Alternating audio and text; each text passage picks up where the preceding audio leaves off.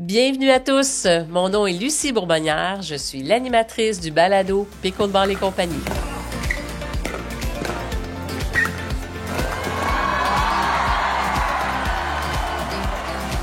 Lors du passage de Marc Bouchard au balado, on en avait long à dire, ce qui fait qu'on a un épisode bonus à vous offrir, on vous présente ça tout de suite. Bonne écoute. En fin de semaine, il y avait un tournoi qu'on est allé voir, puis il y a des joueurs que je connais qui me disaient qu'ils avaient trouvé ça plus difficile parce que là, ils avaient trouvé que le niveau de jeu avait vraiment monté. Justement, bon, par les plus jeunes, mais pas juste les plus jeunes, par les gens, justement, qui font appel à les entraîneurs, qui s'entraînent régulièrement. Oui. Ils ont des coachs, là, oui, t'as le côté gym, tout ça, là, fitness, bon, mais vraiment, au niveau de pickleball, c'est qu'ils mettent vraiment du temps dans la pratique, là, ça paraît, là. Oui. Le jeu a vraiment changé. Si mettons un 4.0 qui pouvait être à un certain niveau, là, maintenant, là, les gens sont surpris, là, tu sais. Je dirais même que ce que j'observe aussi, c'est même les systèmes on va dire de numérotation de qualité de joueurs changent. Parce qu'il y a en ayant beaucoup plus de joueurs avec la popularité qui a explosé, il y a beaucoup plus de joueurs. Il y a beaucoup plus de joueurs qui, pour faire leur place, donc s'entraînent. Donc, c'était trop, ça devenait de plus en plus compliqué de toutes les mettre dans le même bassin, dans le sens de cotation. Ouais. Donc, là, on a commencé à voir apparaître du 5.5 qui n'existait pas. Quand j'ai commencé, le plus haut, c'était 5. Mm-hmm. Mais au Québec, on n'avait même pas de 5 quand j'ai commencé. C'était du 4.5 maximum. Okay. On avait à peu près dans nos joueurs. Il fallait aller du côté américain pour avoir du 5. Là, je vois qu'il y a du 5.5. Puis là, je vois même d'autres systèmes de rating qui vont aller jusqu'à 8. Fait que tu vois du côté américain, ce qu'ils appellent le Super, SUPR, qui est un autre système de cotation. Là, tu vois les Ben Jones qui sont à 6.8, 6.9 sur ce niveau, sur ce système-là. Parce que c'est avec l'entraînement, avec la quantité de joueurs, etc., maintenant, il faut encore plus tenter de voir les qualités qui augmentent, comme tu viens de dire. Ouais, c'est ça. Fait que là, on vient chercher une autre catégorie. Exactement. Dans les meilleurs joueurs, maintenant, il y a même une catégorisation à travers les meilleurs, parce que il y a des plus meilleurs. Ouais, c'est ça. On va le dire comme ça. Les plus. Ouais, c'est exactement. C'est pour ça que là, les gens que j'ai vus en fin de semaine, c'est ça qu'ils disaient, hey, maintenant, j'étais dans le 4, puis tabarnouche, c'était quelque chose, mais puis ça l'était pas. Tu comprends? Ils ont eu l'impression que ce joueur-là était beaucoup trop fort pour le 4. C'est une impression, mais c'est ça. Mais c'est ça. Mais c'est normal, là. Le sport, à mesure qu'il prend de la maturité et de l'expérience, c'est le genre de choses qu'on va voir de plus en plus. C'est ça, faut pas être surpris. Non, c'est pas surprenant. Non, c'est ça. Mais quand ça fait longtemps que tu n'en as pas fait puis que tu arrives à un moment X, Y, Z, ça peut être très surprenant. Exactement. Là, c'est plus ce que j'ai vécu dans le passé. C'est ça. Même moi, là, j'ai été une couple d'années sans faire de tournoi, puis quand je suis retourné, je dis pas que j'ai fait ma place pareil, mais là où t'as constaté quand même. Oui, j'ai constaté une bonne différence. Mm-hmm. Où est-ce que j'étais régulièrement dans les rondes de médailles, puis que là, maintenant, il fallait que je travaille même pour essayer de me faire une place dans la ronde. Ah ouais, ok, je comprends. C'est pas mal différent. Ouais, c'est ça. Mais c'est le fun. Ben oui, je trouve ça fun parce que là, le bassin est beaucoup plus grand. Oui. Fait que, tu sais, pour les joueurs, plus de challenge. Tu joues pas toujours avec les mêmes. Oui. Mais tu sais, ce que j'aime beaucoup, ça, c'est ce qui m'a fait tomber en amour avec ce sport-là, c'est que je ressens quand même l'essence que j'ai connue au départ de camaraderie. Ouais. Même avec les nouveaux, même avec le plus de challenge, même avec les tournois maintenant qu'il y a beaucoup plus de monde. Mais je vois quand même que ce sport-là n'a pas... la camaraderie, c'est pas perdu à travers ça. Non. En espérant que ça va continuer là-dessus. Ouais. Parce que parfois, du côté professionnel, je commence à voir des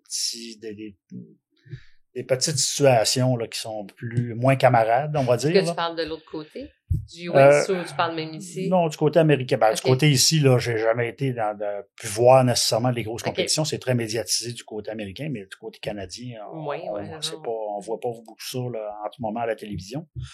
Donc, peut-être que du côté de l'Ouest, parce que du côté de l'Ouest, c'est quand même très, très fort et encore plus populaire. Là. Au Québec, c'est plus récent pour nous, mais du côté le Colombie-Britannique, etc., ça fait quand même beaucoup plus longtemps que nous qui jouent, moins que les Américains, évidemment, qui ont participé en 71 à peu près. Mais tu remarques que là, le petit côté friendly, friendship, un peu, là, tu sais, comme tu dis, camaraderie, il y en a moins quand on tombe peut-être dans... Ça tombe des exceptions. Okay, ce qui était, ce que je considérais comme un acquis auparavant de camaraderie. Maintenant, ça arrive qu'il y a des exceptions un petit peu maintenant. Okay.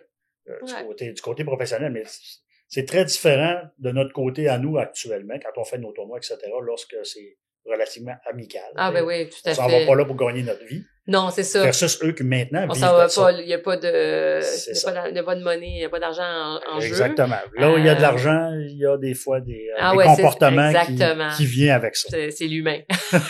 Absolument. Ça se peut fort bien. Oui. Mais moi, je pense que le petit côté humain, là, d'être content de se voir, d'être content de des réussites des autres. Oui. Je trouve qu'on est beaucoup comme ça, nous autres, au Québec. Les gens, je vois les gens en match, là, ils ont terminé, puis ils ont perdu contre leurs adversaires, puis ça se parle, sont contents pour eux. Ça demande des conseils à l'autre, même, au lieu d'être dans l'orgueil. Oui, effectivement. Moi, ça m'est arrivé dans des tournois là, avec mon frère, où est-ce qu'on a battu certaines personnes en finale, puis ils sont venus nous voir, ça, on n'a pas été capable de contrôler ça. Qu'est-ce que vous faites avec ça? Puis on s'est pas gêné pour les aider dans le concept. Puis, mais c'est ça, un partage. Oui, c'est un partage. Ouais, c'est vraiment le fun. Puis non, je pense que ça va rester. Les gens sont contents. Ça va rester majoritaire, mais on va peut-être voir la fameuse petite influence, le challenge dans le futur. Mais déjà là, tous les sports là, ont déjà ce problème-là. Exactement. Donc, le fait que nous, on l'ait en majorité quand même encore de façon beaucoup camaraderie, c'est quand même une bonne nouvelle. Ouais. Ah ouais. Fait que c'est ça, comme tu dis, c'est une des raisons pour laquelle tu es tombé en amour aussi avec ce sport-là. Absolument. Ouais. Absolument. Puis ça, c'est partout au Québec.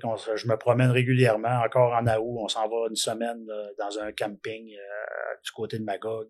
Puis on était déjà allé une fois, puis tu rencontres les gens, ils t'invitent tout de suite à jouer avec eux.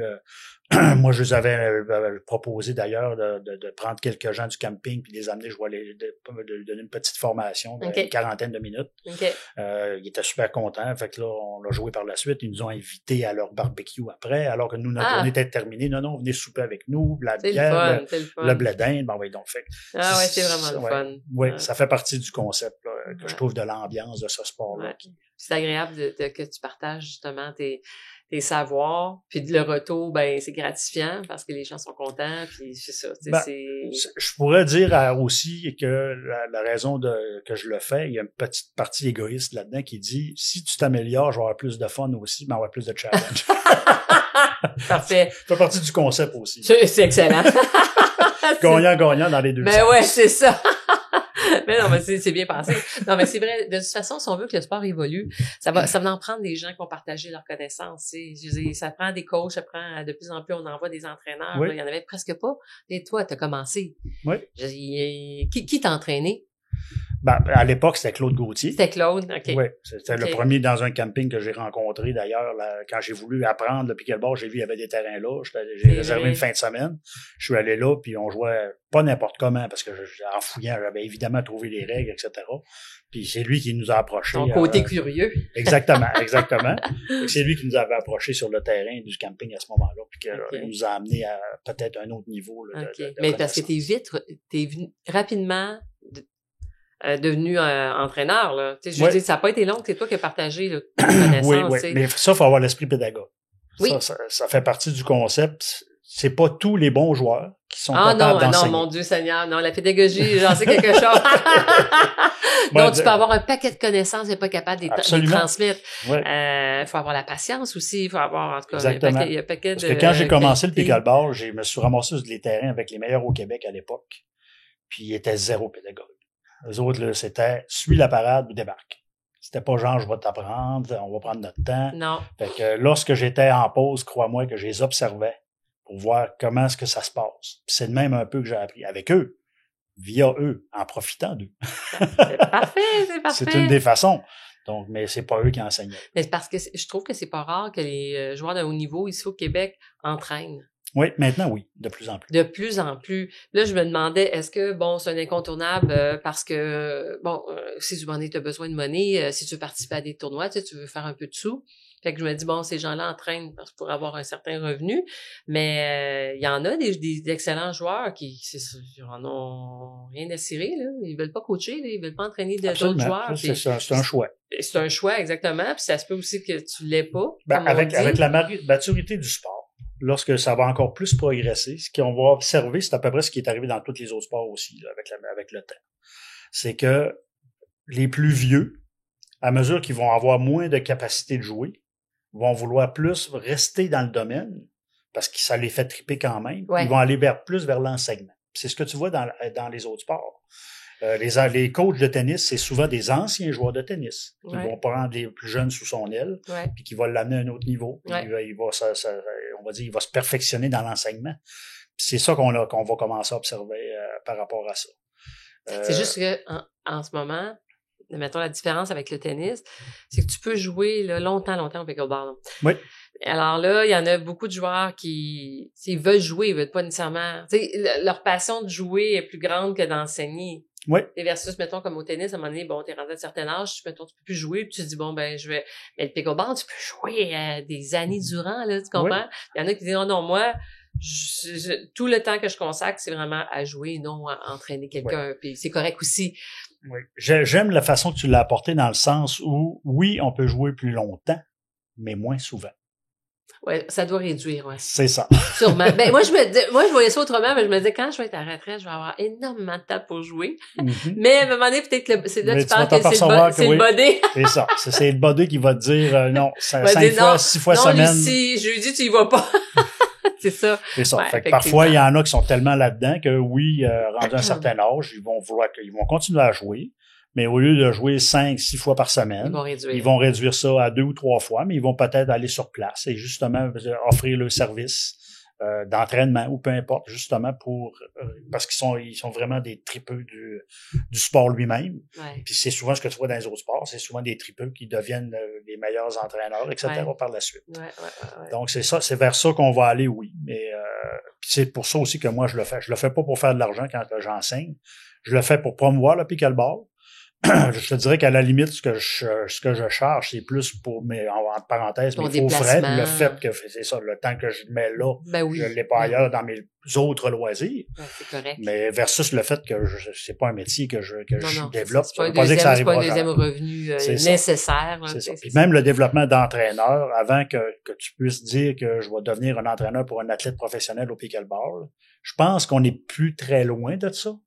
Par contre, il va y avoir des exigences qui sont en train de se mettre en place. Fait que c'est pas n'importe qui non plus qui va vouloir aller là-dedans puis d'aller chercher ces exigences-là. Que ce soit les certifications PNCE qui sont... Toi, t'en as?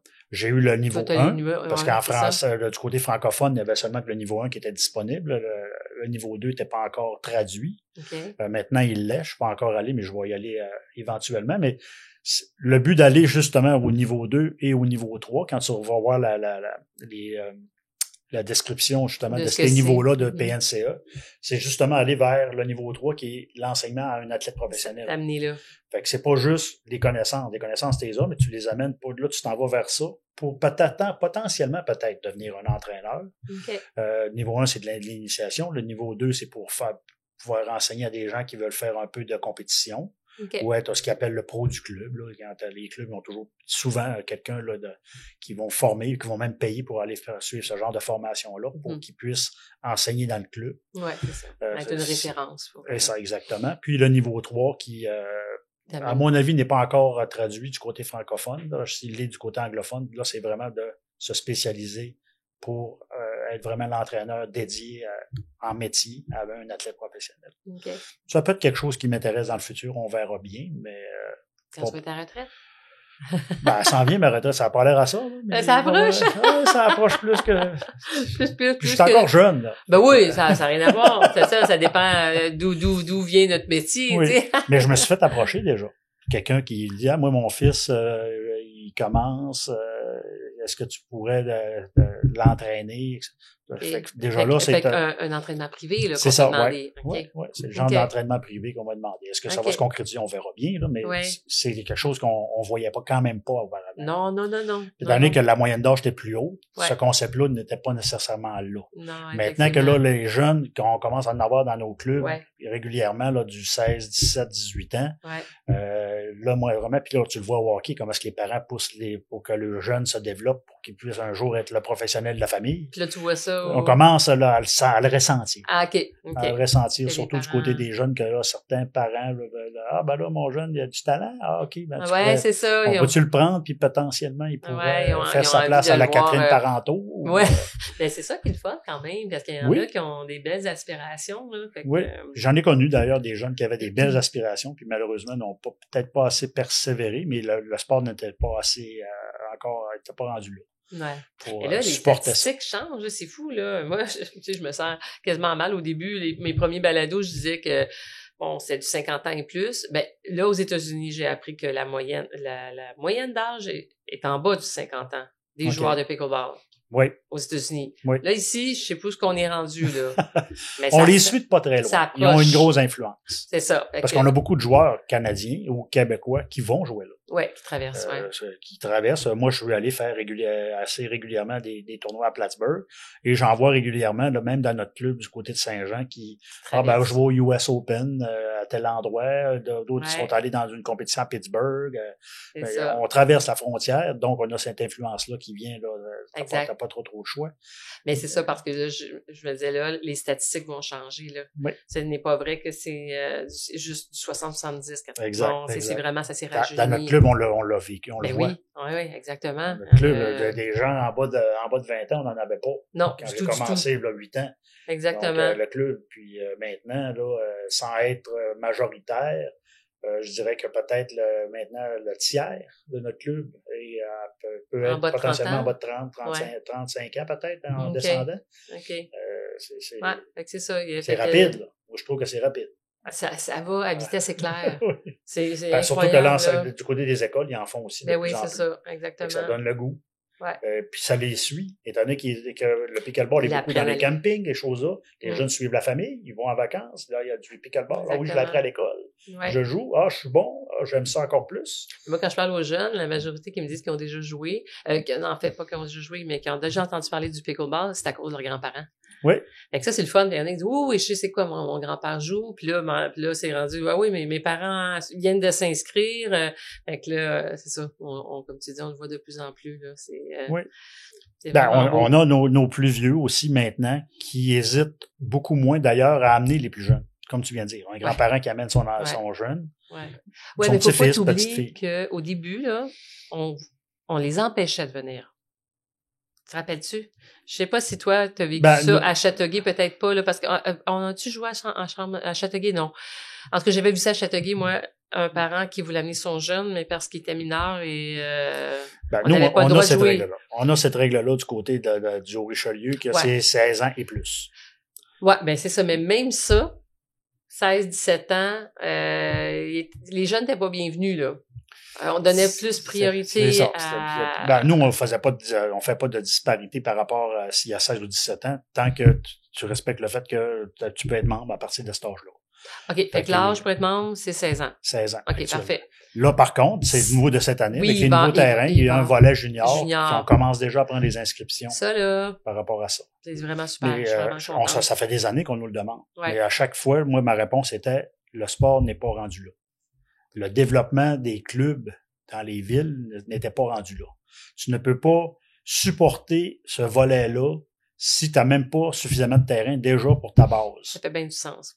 Fait qu'il fallait attendre. Ouais. Puis c'est pour ça qu'avec les nouveaux terrains qu'on va avoir, les 12 terrains, étant donné qu'on va avoir beaucoup plus de plages, étant donné que c'est des terrains dédiés pickleball, donc plus disponibles, là, on a amené le On peut se volet. permettre d'avoir ce On volet-là. peut commencer à ouvrir Mhm. ce volet. On va l'explorer. On va voir jusqu'où on peut aller sans nuire nécessairement aux activités. Et toi, les demandes que tu avais justement pour ces jeunes-là, ça venait de où? Des des villes parents, ou des parents? Ah, des des joueurs, parents. des joueurs OK. eux autres mêmes. Ah, je OK. voudrais que mon enfant joue, il y a OK. 12, 13 ans, etc. OK. Ici, moi, quand on OK. va au camping, il est bon. OK. J'en doute pas, mais C'est ça, mais comme on manque de place, c'est très logique. ce Et que il faut tu aussi dis, là. trouver, puis tu en as parlé tout à l'heure, il faut trouver des gens qui ont la patience d'enseigner à ces gens, à des jeunes. Mhm. Moi, je connais mes limites, puis celle-là, je l'ai pas. J'adore. Tu vois, c'est ça. C'est ça. Moi, j'ai pas cette patience-là. Mais c'est correct, c'est bien correct. C'est pour ça qu'il y a des gens qui, eux, ont voulu se lancer le volet. Ben oui, c'est ça. On les sent qui sont fébriles à ça, puis ils ont envie. Super, ils ont envie de le faire. Ouais. Puis parfait, je les encourage fortement à le faire parce que moi, personnellement, je pourrais pas. Ben c'est correct, chacun sa tasse de thé, comme on dit. Toi, t'as ton créneau. Oui, absolument. Fait que c'est vraiment du beau, qu'est-ce qui s'en vient. Fait que c'est vraiment le fun. Oui. Est-ce que t'avais-tu d'autres choses? Bon, le dernier volet peut-être que j'aimerais aborder, c'est le fait les gens. J'ai déjà commencé de façon subtile à pousser des gens qui, je pense, qui ont un certain potentiel pour développer le pickleball à l'intérieur. Ce que je veux dire par là, c'est, exemple, quand on veut jouer à l'intérieur, il n'y a pas beaucoup de place où ce qu'on peut le faire, entre autres l'hiver, dans nos concepts d'hivernal. On a évidemment, nous, du côté de Haut-Chalet, on a la base militaire, mais c'est des très hauts coûts. Ça coûte cher. Puis c'est pas dédié au pickleball nécessairement. On a le tennis 13 du côté de Laval là, qui est relativement populaire, qui est à l'intérieur, mais qui est quand même un centre de tennis à la base. Puis quand tu regardes du côté américain, ils ont des centres de pickleball. Donc je pense que là, peut-être qu'on faudrait commencer à y songer. Devant la popularité que je vois actuellement, là, moi, régulièrement, de façon subtile, là, j'approche des gens que je sais qui ont du guts, qui ont de l'énergie à revendre, puis qui veulent dans le concept pour partir ça. Puis subtilement, je dis, si tu te dépêches à le faire, peut-être d'un premier, là, tu vas faire une fortune. Là. Parce que ton centre, il va être plein. Parce que si je regarde juste nous, le club, là, cet hiver, là, on avait des gens de presque partout qui venaient s'inscrire au club pour pouvoir jouer à l'intérieur. Parce qu'ailleurs, c'est pas disponible. Non, c'est ça. Fait que parce que tous les nouveaux membres dans plusieurs clubs se sont fait dire d'attendre. Mais c'est ça. Ils sont sur des listes d'attente ou fermés tout simplement. Nous, on était ouverts encore. Ouais. À en accueillir. Mais moi, je vois ce potentiel-là. Je le vois fortement, puis j'encourage beaucoup les gens, là, les investisseurs qui ont envie de... C'est ça, c'est les investisseurs qui nous écoute, là. Ouais, c'est ça, de vivre cette belle aventure-là. Je suis pas quelqu'un qui aime trop le over-capitalisme, là, mais c'est le temps de faire de l'argent si vous voulez. Parce que il va en avoir besoin. Ah ouais, c'est clair. Puis, ça se passe tellement aux États-Unis parce que malgré le fait qu'ils ont un climat extraordinaire pour jouer, ils ont quand même énormément beaucoup de centres. Oui, ceux qui sont les plus proches de la frontière canadienne vont avoir plus de centres intérieurs aussi, mais t'as quand même la pluie. Ils peuvent pas éviter la pluie quand même. Non, c'est sûr. Même du côté de la chaleur. Fait que ils ont des centres intérieurs. D'ailleurs, le dernier tournoi de PPA que j'ai écouté, c'était à Atlanta. Il y avait de la pluie, puis des fois, en plein milieu du match, ils étaient obligés de déplacer la partie à l'intérieur. Donc, il faut qu'ils le prévoient aussi de toute façon. Ouais, exactement. Donc, à partir de là, moi, je pense que ceux qui ont une certaine vision d'entrepreneurship, là, c'est presque le temps de se lancer. Il va y en avoir un qui va ouvrir, tu sais, à Greenfield Park. Non, ça, je n'étais pas au courant. Oui, il y en a un qui va ouvrir, il s'appelle Zach, je peux le nommer, j'ai eu affaire à parler à la propriétaire, la copropriétaire, fait que ça va un centre intérieur sur Boulevard Tachereau, puis il va avoir, je pense, 11 courts. OK. Intérieur. Fait qu'un concept juste de pickleball? Juste de pickleball. Okay. Ouais. C'est bon. Dédié juste au pickleball. Mais il peut en avoir ailleurs, là. Alors, ça sera même pas assez. Ça sera pas assez. Mais non, on le sait. C'est ça qui va arriver. Fait que il y a d'autres régions. Là, c'est le temps de profiter de la manne. Québec aussi. À Lévis, je pense qu'il y a quelque chose d'ouvert là aussi. Fait que oui, c'est le moment de ceux qui veulent bien se lancer dans cette aventure-là, comme tu dis, puis les investisseurs, c'est le temps. Mais il y en a beaucoup qui y ont pensé, ça fait longtemps, parce que tu sais, nous autres, on est en affaires, ça fait 5 ans, puis on a parlé avec des gens, mais les gens disaient, est-ce que les joueurs sont prêts à payer? Parce que c'est sûr que c'est pas les mêmes frais, parce que là, mais c'est normal, c'est tout à fait correct, là, tu sais, faut s'attendre à payer un peu plus cher. Oui. Au début, les gens, parce que c'était plus accessible, parce qu'il y avait plus d'endroits pour jouer, ben ils disent non, moi c'est gratuit de jouer dehors là, tout ça, fait que je paierais pas pour aller jouer à l'intérieur. Fait que tu sais, pour avoir sondé le pouls, il y en a qui se sont dit c'est peut-être pas le bon timing. Mais là, comme on dit, ça bouge à la vitesse éclair. En 2 ans, c'est incroyable. J'ai des témoignages réguliers de gens qui payent beaucoup plus cher qu'on pense pour pouvoir jouer un peu partout. Bon. À l'intérieur, puis qui disent, déjà là, dans notre club, ils disent, vous ne chargez même pas assez cher. C'est ça. par rapport à ce que du besoin puis la demande. Ouais. Fait que, mais au début, c'était pas ça. Non. Tu sais, là, comme, mettons, 5 ans, tu recules, les gens, ils disaient, je vois pas pourquoi je dépenserais des gros sous parce que c'est accessible, là, pour 5 $, 10 $.